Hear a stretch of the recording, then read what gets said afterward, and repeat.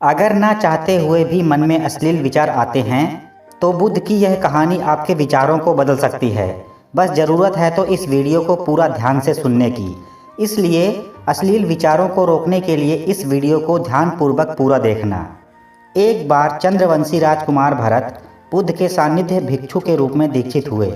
बुद्ध अपने भिक्षुओं को उपदेश देने के साथ साथ उनको भिक्षा मांगने के लिए भेजते थे, जहाँ से उनको भिक्षा मिलती। भरत को महात्मा बुद्ध ने भिक्षा लेने के लिए एक श्राविका के घर पर भेजा। भरत रास्ते में चलते हुए सोच रहे थे कि ना जाने आज खाने में क्या मिलेगा। हमेशा महल में खाने के लिए अनगिनत स्वादिष्ट भोजन मिलते थे, लेकिन आज जो भी मिलेगा उसी से काम चलाना पड़ेगा। भरत ने श्राविका के घर पर जाकर भिक्षा के लिए याचना की। श्राविका ने भरत को बैठने के लिए कहा। श्राविका जब अंदर गई थी तो भरत पुनः अपने प्रिय भोजन के बारे में सोच रहे थे। जब श्राविका भोजन लेकर आई तो भरत अचंभित रह गए। भरत अपने प्रिय भोजन को देखकर खुश हो गए। भरत भिक्षा ग्रहण करने लगे। भिक्षा ग्रहण करते हुए भरत सोचने लगे कि उनको हमेशा खाना खाने के बाद कुछ विश्राम करने की आदत है, लेकिन आज उन्हें यहाँ से खाना ग्रहण करने के बाद धूप से होकर वापस आश्रम पहुँचना है। भोजन हो जाने पर श्राविका ने भरत को कुछ समय विश्राम करने के लिए आग्रह किया। भरत पुनः खुश हो गए। सारी इच्छाओं की पूर्ति होते देख भरत इसको एक संयोग मानकर कुछ देर के लिए लेट गए। लेटते हुए भरत सोचने लगे कि आज तो सोने को मिल गया, लेकिन मेरे सर पर हमेशा के लिए छत का साया तो मिट गया है। जब भरत सोकर पुनः उठे तो श्राविका ने कहा कि आपको जब तक यहाँ पर रहना है आप यहाँ पर रह सकते हैं। अब भरत समझ गए कि ये कोई संयोग नहीं है, श्राविका जरूर मेरा मन पढ़ रही है। भरत खड़े हुए।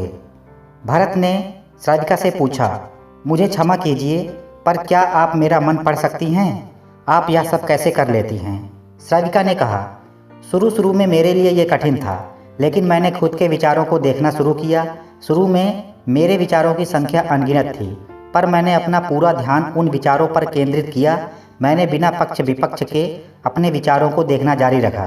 धीरे धीरे मेरे विचारों की संख्या कम होती गई। मेरे सारे व्यर्थ विचार दूर होते गए। तब से मैं दूसरों के विचार पढ़ लेती हूँ। यह सब सुनकर भरत घबरा गए। भरत ने श्राविका से आज्ञा ली और वहाँ से निकल पड़े। रास्ते में चलते हुए भरत अपने मन के विचारों का स्मरण करने लगे। भरत के मन में श्राविका के बारे में अश्लील विचार आए। श्राविका ने भरत के बारे में क्या सोचा होगा? भरत को खुद पर शर्म आ रही थी। भरत आश्रम पहुँचे। भरत ने बुद्ध से कहा कि अब से वह कभी भिक्षा मांगने के लिए नहीं जाएंगे। बुद्ध ने भरत को नीचे बैठाया और कहा, क्या हुआ? तुम मुझे अपनी व्यथा विस्तार से बताओ। भरत ने विस्तार से सारी बात बताई। भरत की बातों को सुनकर बुद्ध ने कहा कि आज से 7 दिनों के लिए श्राविका के घर पर भिक्षा के लिए तुम ही जाओगे, लेकिन तुमको कुछ बातों का ध्यान रखना पड़ेगा। कल तुम जाते हुए अपने चित्त को पूरे होश में रखना। तुम्हारे अंदर कौन से विचार उठ रहे हैं, होशपूर्ण और जागृता के साथ ध्यान करना कि कौन सी वासना तुम्हारे भीतर उठ रही है। इन सभी का ध्यान करते हुए जाना और फिर मुझसे विचार विमर्श करना। अगले दिन भरत बुद्ध के बताए अनुसार पूरे मार्ग में अपने होश को जागृत रखते हुए चल रहा था। भिक्षु आज पूरी तरह से जगा हुआ था। जैसे जैसे श्राविका का घर नज़दीक आ रहा था, भरत की घबराहट बढ़ रही थी। भरत ने अपनी घबराहट को एक तरफ करते हुए बुद्ध के विचारों पर ध्यान केंद्रित किया। जब भरत श्राविका के घर पर पहुंचा तो उसके दिमाग में केवल एक सन्नाटा था, जिसके भीतर कोई वासना नहीं, कोई कामना नहीं, ना कुछ अच्छा पाने की इच्छा थी। भिक्षु भरत ने भिक्षा ली, ग्रहण की और वहां से वापस निकल गया। आज भरत रास्ते में नाचते हुए आया। आज उसको जिस आनंद की अनुभूति हुई वह अद्भुत थी। आज से पहले इस आनंद को उसने कभी महसूस नहीं किया। भरत ने आश्रम जाकर बुद्ध को प्रणाम किया। तो दोस्तों, गौतम बुद्ध की इस कहानी में जो भी बातें बताई गई हैं और उससे जो शिक्षा मिलती है, आप भी अपने जीवन में लागू करें और अश्लील विचारों से छुटकारा पाएं।